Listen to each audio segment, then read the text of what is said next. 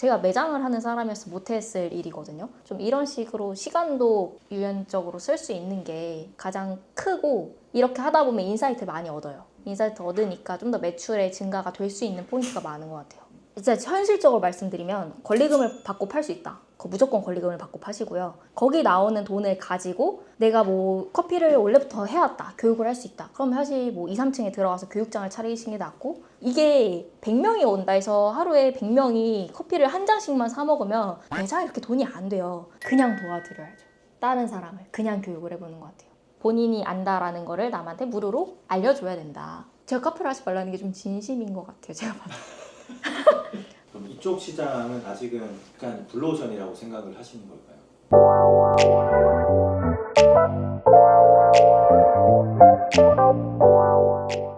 실패를 여러 번 해봤다고 하셨잖아요. 네. 어떤 실패를 하셨었어요? 사실 인생에 뭐 남들이 봤을 때는 금액적인 부분을 봤을 때 막 크다라고 생각은 안 드시겠지만, 일단 제 카페를 이제 창업했을 때 카페 창업하는 도중에 제가 지원 사업을 굉장히 같이 했었어요. 그러니까 결국 둘 다 안 된 것 같아요. 제가 뭐 카페를 한 12평 정도 되는 데서, 지금 유튜브 채널에 나오는 공간인데 거기가 원래 카페 했던 자리인데 인테리어를 다시 해서 지금은 스튜디오 겸 아니면 교육장으로 같이 활용을 하고 있는데, 이제 과거에 카페를 하고 있을 때 코로나 시기였거든요. 2020년 11월 달이었으니까 그때 제 생각은 위험을 알고 시작하면 위험이 아니다라고 생각을 했어요. 코로나 시기니까 당연히 안 될 거야 라고 다 할 거 아니에요? 저도 알고 하는 거니까, 그리고 나 배달할 거야 라는 마인드로 했었는데, 사람이 플레이어랑 프로듀서일 때는 능력이 다르잖아요. 근데 제가 그걸 간과했더라고요. 저는 같이 온오프를 할 수 있는 사람은 아니었던 것 같아요. 그냥 직원으로 일했을 때는 열심히 하고, 내가 뭔가 계획을 할 때도 열심히 했는데, 그걸 둘이 같이 한다 했을 때는 저는 못 하겠더라고요. 그래서 매장에도 솔직히 소홀해졌고, 근데 거기서 한 가지 지원 사업이 또 있으니까 나는 제조업 할 거야 라는 마인드로 좀 카페가 덜 돼도 밤에 배달만 하면서 그런 식으로 위안을 삼았던 것 같아요. 그때 느꼈을 때가 나 플레이어로서 잘 못하는구나 라는 걸 일단 깨달았고, 그리고 좋았던 거는 내가 사업 계획 쓴 걸 굉장히 좋아했구나. 그리고 지원 사업이라는 게 계획서 작성하고 이제 PT하고 돈 받고 이제 지출 준비 다 해야 되고 라는 걸 이제 토대로 하면서 초반에 한 20개 넘게 사업 계획을 쓰고, 그 중에서 한 3, 4개가 됐어요. 같은 건데 사업 모델을 지원 사업을 할 때는 다르다고 느낀 게, 우리가 뭔가 사업가가 봤을 때는 이거 하나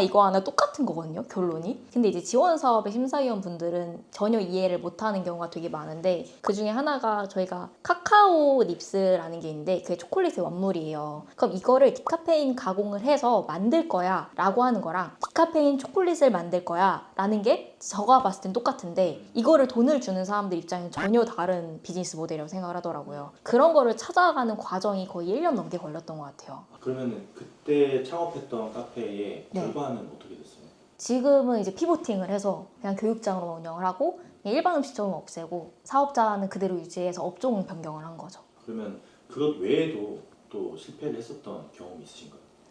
제가 인생이 그렇게 길지 않아서 그게 한 2, 3년 동안 있었던 일이었던 것 같아요. 그리고 저희 매장인 카페에 했었는데 이제 중간에 배달을 처음부터 했었고, 그 다음에는 이제 코로나 거의 끝나는 시기여서 저희가 에스프레소 바이자 칵테일 바처럼 매장 운영을 이제 다른 바리스타님이랑 같이 했었어요. 근데 확실히 제가 다른 분들께 그냥 술을 파시는 게 더 낫다, 객단가를 봤을 때 라고 하는 이유가 거기 있는 것 같아요. 근데 술 장사라는 게 밤에 어차피 해야 돼서 워라밸이 끊긴다고 하시는 분들이 되게 많거든요. 근데 약간 여기서 할 수 있는 거는, 어차피 개인 사업을 하시면 워라밸은 없어요. 그냥 매장에서 몇 시부터 몇 시까지 일하든 나머지 시간은 집에 가서 일을 하거든요. 그래서 막 워라밸이 막 중요하다 하시는 분들을 보면은 좀 아이러니해요. 어차피 영업시간 똑같아요. 아침 9시부터 한 12시까지 나는 똑같이 일을 하니까 영업시간 때문에 내가 업종을 선택하는 것보다는. 그러면 그렇게 카페를 창업하게 된 계기가 있으셨어요?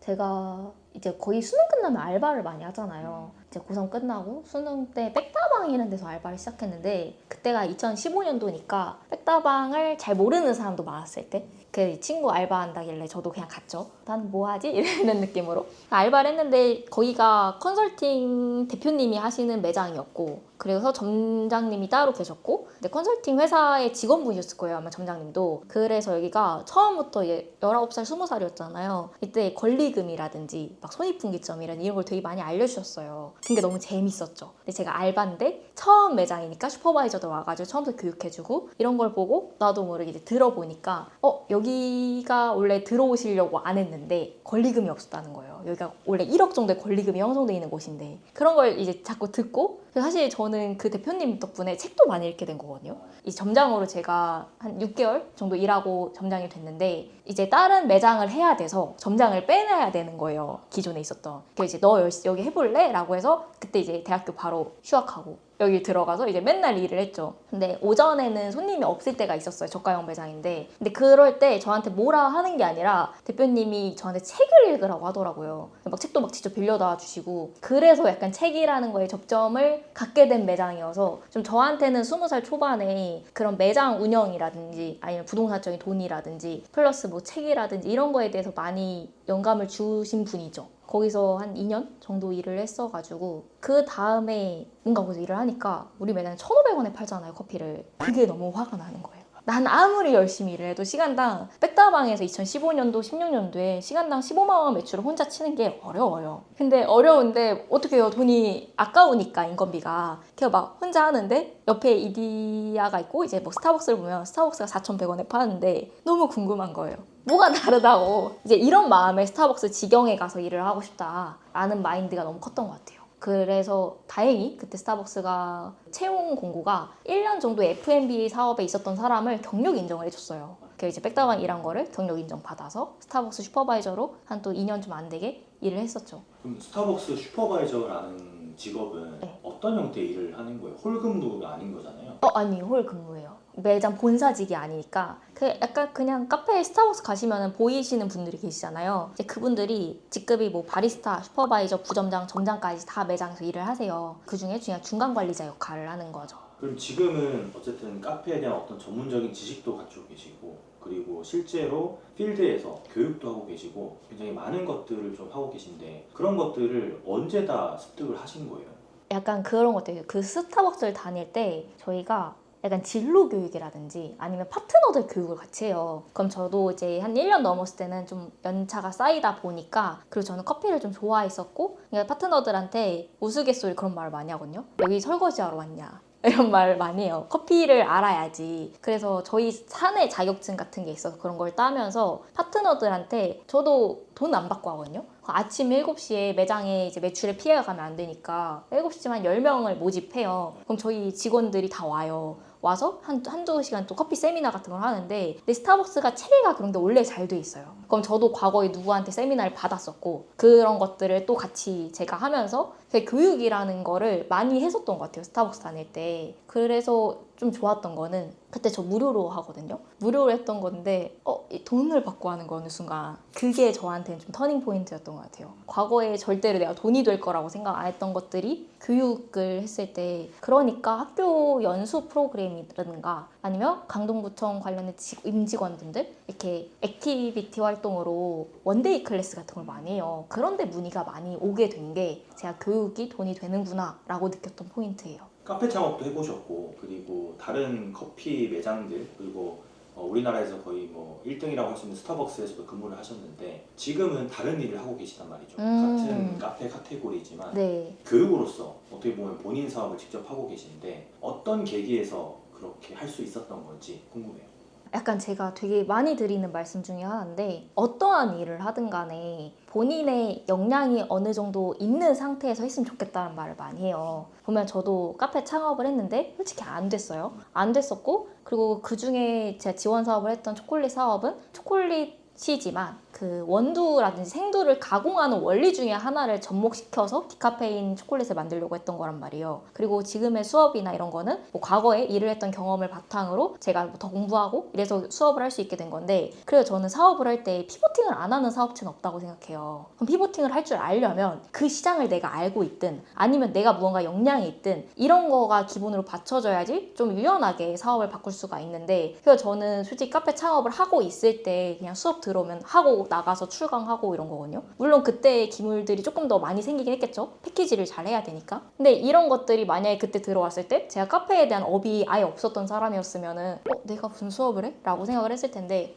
나 해봤는데? 무료로도 했는데 돈 받고 더 열심히 해야지 이런 생각이 쌓이니까, 그래서 항상 창업을 할 때 카페 창업을 준비를 몇 년이 걸린다는 말은 솔직히 없는 것 같아요. 하루 만에 그냥 배워서 하시는 분들 솔직히 있고, 저 뭐 10년 넘게 이 업계에 있으시면서 카페 창업이 아직 준비가 안 돼서 하시는 분들 너무 많으니까, 결론적으로는 내가 사업을 시작하는데 이걸 할 만한 역량이 내가 있냐, 그리고 내가 안 할 거면 레버리지를 누구한테 줄 거냐, 그 레버리지 줄 수 있는 환경이 본인이 돼 있는가, 그리고 내가 돈을 어떻게 벌 것인가, 그러면서 이게 안 될 가능성이 저는 하나 있다고 생각해요. 그러면 이게 안 돼도 이 분야에 대해서 유연하게 사고를 할 수 있는 능력이 있는가, 이 정도에 대해서 받침이 생기시면은 6개월만 하셔도 되게 잘하시는 분들도 계시고, 되게 뭐 솔직히 20살이나 이런 친구들 같은 경우에는 너무 지식이나 이런 게 부족할 수도 있으니까, 근데 또 20살인 친구들은 다른 매스컴이라든지 이런 데 더 환경에 노출이 많이 돼 있으니까 어쨌든 간에 100%라는 건 없는데, 본인이 할 수 있는 그 사고의 유연성을 갖고 있는 사람이 된다면 저는 그럼 창업을 해도 된다고 생각해요.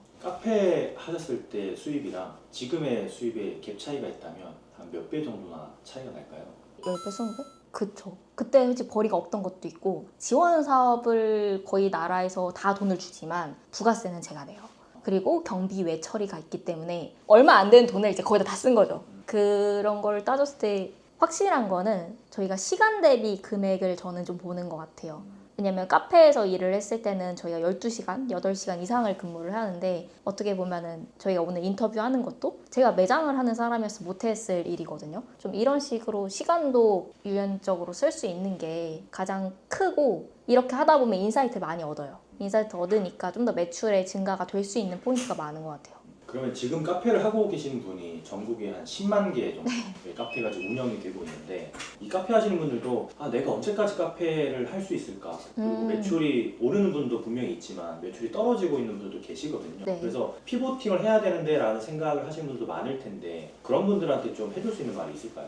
진짜 현실적으로 말씀드리면 권리금을 받고 팔 수 있다. 무조건 권리금을 받고 파시고요. 거기 나오는 돈을 가지고 내가 뭐 커피를 원래부터 해왔다, 교육을 할 수 있다, 그럼 사실 뭐 2, 3층에 들어가서 교육장을 차리시는 게 낫고, 뭐 저희가 커피 기물 집기가 전력이 되게 많이 드는 편이에요. 그래서 뭐 가정용에서 힘들다 하면 가정용에서 수업을 할 수 있는 정도의, 저희가 뭐 삼상 말고 220V짜리도 많잖아요, 기계 같은 경우에. 그런 거를 좀 바꿔가면서 하시는 게 좋죠. 아니면은 카페에서 했었다, 그럼 지금 당장 막 권리금을 받거나 이렇게 하기 힘든데 매장을 여는 게 힘들 수도 있어요. 왜냐면 사장님들이 폐업하는 원인 중에서 건강 악화가 굉장히 많은 부분을 차지하고 있기 때문에, 그럼 내가 하루에 3, 4시간만 일을 하되 저희가 뭐 아이디어스라든지 아니면 배달이라든지 여러 가지로 딱 특정한 시간에만 좀 단체 주문을 받을 수 있게끔, 그럼 저희가 할 수 있는 게 당근에다가 우리 매장 단체 배달합니다, 이런 식으로 여러 가지를 올릴 수 있겠죠. 그래서 커피를 판다고 했을 때 이게 100명이 온다 해서 하루에 100명이 커피를 한 잔씩만 사 먹으면 매장에 이렇게 돈이 안 돼요. 근데 이제 배달하시는 분들 좀 간과하는 게 많이 떼 먹어요. 그래서 솔직히 한 15% 남는다고 생각하는데, 그럼에도 불구하고 배달을 하는 게 마케팅비를 배민이 대신 보여주는 거거든요. 그래서 저는 약간 무조건 해야 되고, 배달시켜 먹는 사람은 하나라도 더 시켜 먹어요. 그럼 저희가 똑같이 3,000원짜리를 홀 매장에서 한다 했을 때는 30-40% 남았다 라고 하는데 30,000원짜리를 배달에서 15% 남는다 하면 배달이 낫거든요. 그래서 약간 그런 거에 대해서 좀 더 생각을 해보시고, 폐업을 하고 싶으시는 분들 중에서는 손님을 안 만나고 싶어 하시는 분도 굉장히 많아서, 진짜 돈을 막 현실적으로 벌어야 되는데 그런 게 힘들다, 그럼 일단 배달로라도 돌리거나 좀 당근이나 이런 데 홍보를 해서 단체 배달을 좀 노려보시는 게 가장 맞을 것 같아요. 그 많은 카페를 운영하시는 분들 중에 나는 캅세연님처럼 교육으로서 좀 피보팅을 해보고 싶다라고 생각하시는 분들이 가장 첫 번째로 해야 될 게 있다면 뭐가 있을까요? 그냥 도와드려야죠.